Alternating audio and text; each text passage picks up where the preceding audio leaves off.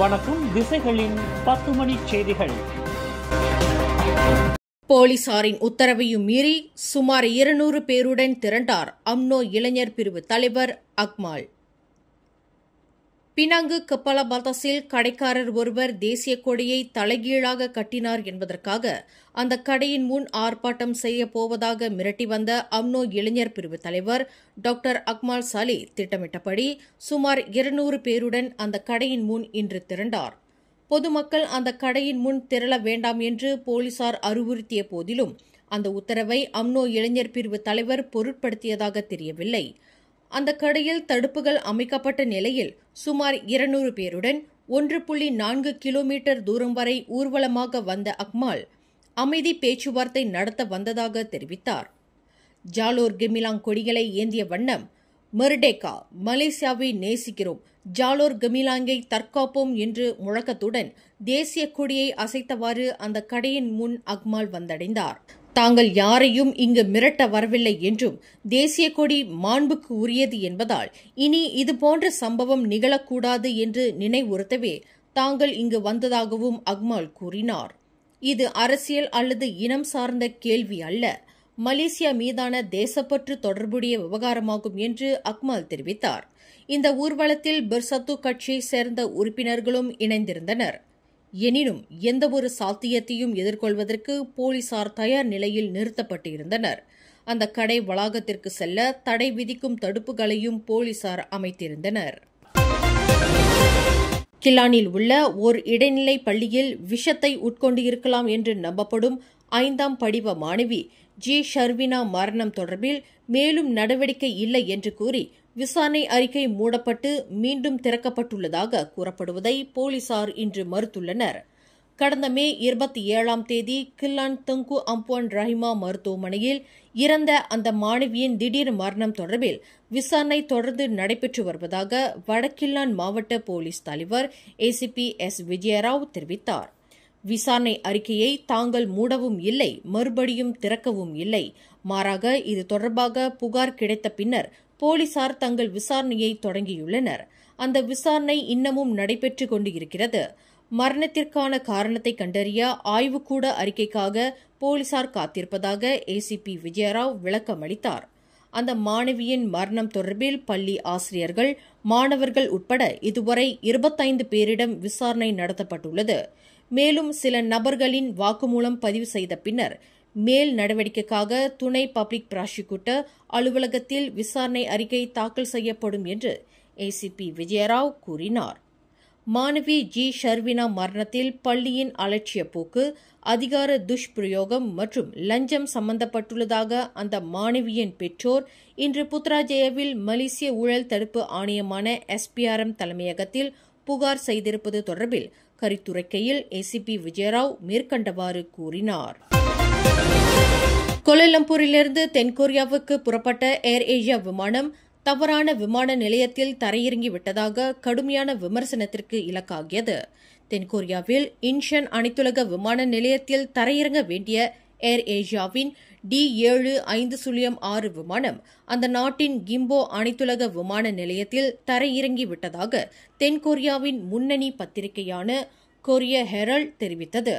எனினும் விமானம் இன்ஷன் அனைத்துலக விமான நிலையத்தில் தரையிறங்குவதற்கு அட்டவணையிடப்பட்டிருந்தாலும் எதிர்பாராத விதமாக விமானம் டியூபுலன்ஸ் எனும் மிகப்பெரிய குலுங்கல் அதிர்வில் சிக்குவதை தவிர்க்க வேறு வழியின்றி கிம்போ அனைத்துலக விமான நிலையத்தில் தரையிறங்க வேண்டிய நிர்பந்தம் ஏற்பட்டதாக தெரிவிக்கப்பட்டது.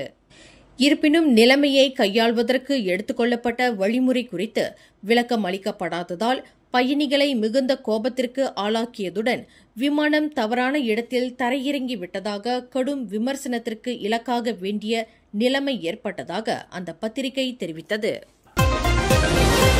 பிரதமர் டத்தோஸ்ரீ அன்வார் இப்ராஹிம் பொது தேர்தலில் போட்டியிட தகுதியற்றவர் என பி வேதமூர்த்தி தொடுத்திருக்கும் நீதிமன்ற வழக்கின் பின்னணியில் பெர்சத்து கட்சி இருப்பதாக பாங்கி நாடாளுமன்ற உறுப்பினர் ஷா ரெட்சான் ஜொஹான் தெரிவித்துள்ளார்.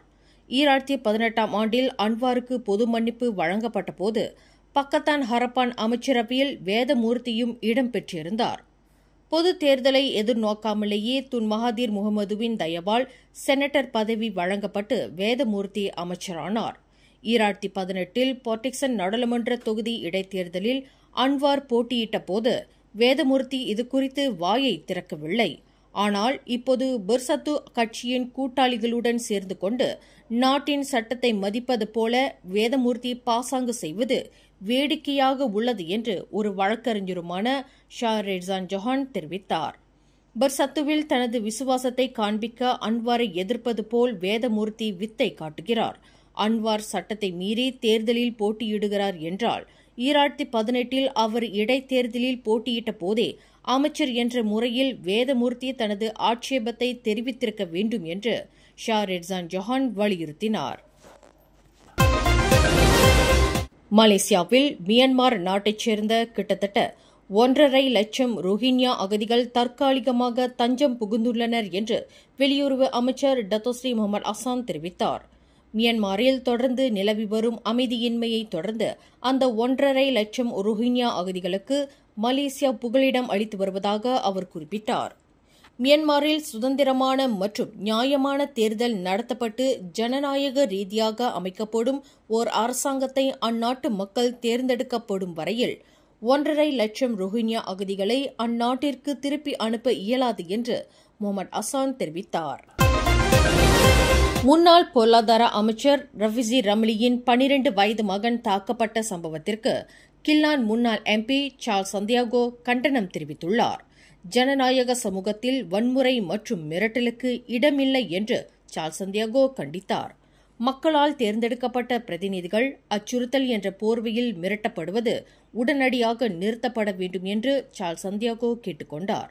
அதேவேளையில் நாடாளுமன்ற உறுப்பினர்கள் மற்றும் அவர்களது குடும்பத்தினருக்கு எதிராக கட்டவிழ்க்கப்படும் அச்சுறுத்தல்கள் அல்லது தாக்குதல்கள் ஜனநாயகத்தின் மீதான தாக்குதலாக கருதப்படும்.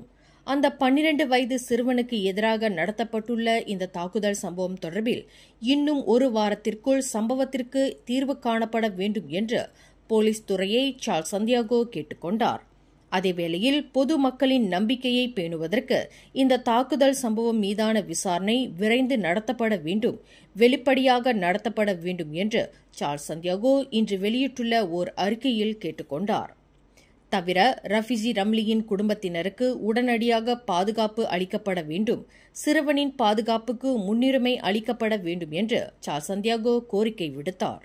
வன்முறை என்பது ஒரு அரசியல் வெளிப்பாடு அல்ல, அது கோழைத்தனம். இத்தகைய வன்முறைகள் சட்டத்தின் பலம் கொண்டு முழு வீச்சாக ஒடுக்கப்பட வேண்டும் என்று சார்ல்ஸ் சந்தியாகோ வலியுறுத்தினார். தனது பள்ளி நண்பரான காப்புறுதி நிறுவனத்தின் குழுபக தலைமை நிர்வாகியிடமிருந்து 13 லட்சம் ரிங்கெட்டை பெற்று அந்த பணத்தை மோசடி செய்ததாக அனைத்துலக பள்ளி ஒன்றின் முன்னாள் மேலாளருக்கு எதிரான நம்பிக்கை மோசடி வழக்கை சுங்காய் பட்டாணி மஜிஸ்ட்ரேட் நீதிமன்றம் வரும் ஆகஸ்ட் 21ஆம் தேதிக்கு ஒத்திவைத்துள்ளது.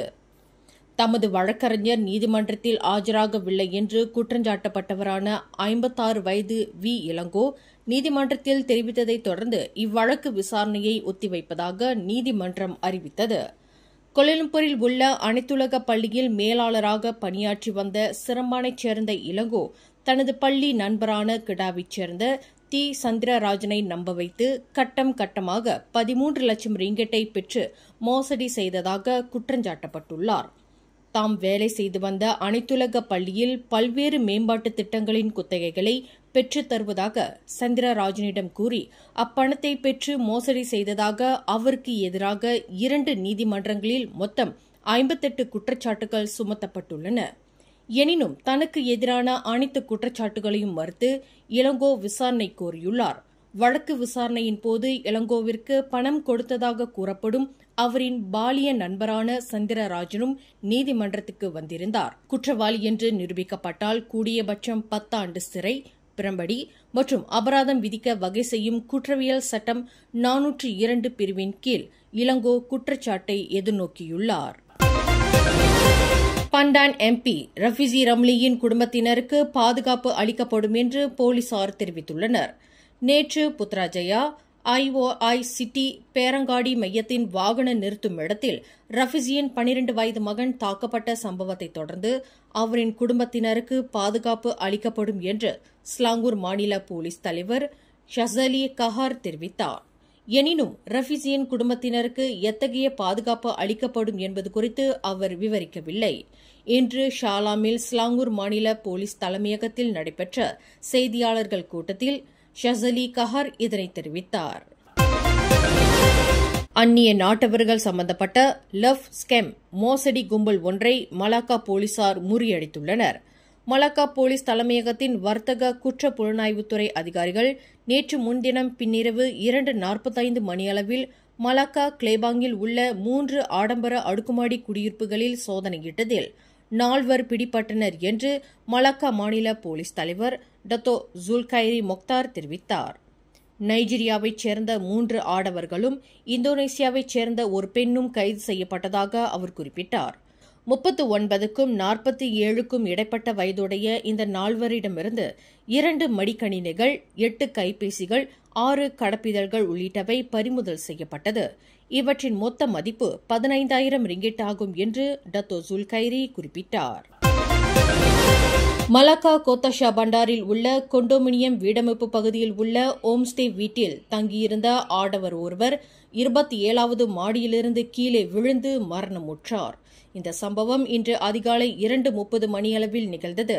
24 வயதுடைய அந்த நபர் 21 வயதுடைய தனது வருங்கால மனைவியுடன் நேற்று நள்ளிரவு அந்த வீட்டில் தங்குவதற்கு பதிவு செய்ததாக கூறப்படுகிறது.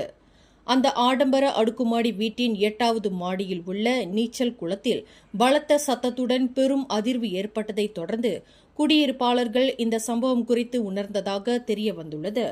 ஆடவர் ஒருவர் நீச்சல் குளத்துக்குள் கிடப்பதை பார்த்த ஒருவர் உதவும் நோக்கில் உடனடியாக போலீசுக்கு தகவல் கொடுத்தார். எனினும் கீழே விழுந்ததில் பலத்த அடி ஏற்பட்டு அந்த ஆடவரின் கை துண்டான நிலையில் மரணமுற்றது உறுதி செய்யப்பட்டது. சம்பவம் நிகழ்வதற்கு முன்னதாக அந்த நபர் வீட்டின் கதவை யாரோ தட்டுவதாக தனது வருங்கால மனைவியிடம் தெரிவித்திருக்கிறார். அதன் பின்னர் அவர் தனியொரு நபராக கீழ் மாடிக்கு படிக்கட்டின் வழியாக இறங்கியதாக கூறப்படுகிறது. அந்த ஆடவரின் இறப்பை திடீர் மரணம் என்று வகைப்படுத்தப்பட்டுள்ளதாக மலாக்கா தங்கா மாவட்ட போலீஸ் தலைவர் ஏசிபி கிறிஸ்டோபர் பட்டேட் தெரிவித்தார். உதவித்தொகைக்குரிய பெட்ரோல் ரான் 95 எரிபொருள் சிங்கப்பூர் பதிவு எண்ணை கொண்ட வாகனங்களுக்கு விற்பதற்கு தடை விதிக்கப்பட்டுள்ளது. இருந்தபோதிலும் ஜோஹர் பாருவில் உள்ள சில எண்ணெய் நிலையங்கள் சிங்கப்பூர் வாகனங்களுக்கு தொடர்ந்து உதவித்தொகைக்குரிய பெட்ரோலை விற்பனை செய்து வருவது கண்டுபிடிக்கப்பட்டுள்ளது.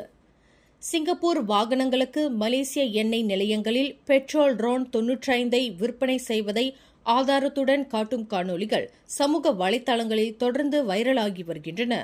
ஜோஹர் பாரு பண்டானில் ஒரு எண்ணெய் நிலையம் சிங்கப்பூர் வாகனங்களுக்கு பெட்ரோல் ரான் 95 விற்பனை செய்தது தொடர்பில் விசாரணை செய்யப்பட்டு வருவதாக ஜோஹர் உள்நாட்டு வாணிப அமைச்சின் இயக்குநர் லீலிஸ் சஸ்லிண்டா பொர்னோமோ தெரிவித்தார்.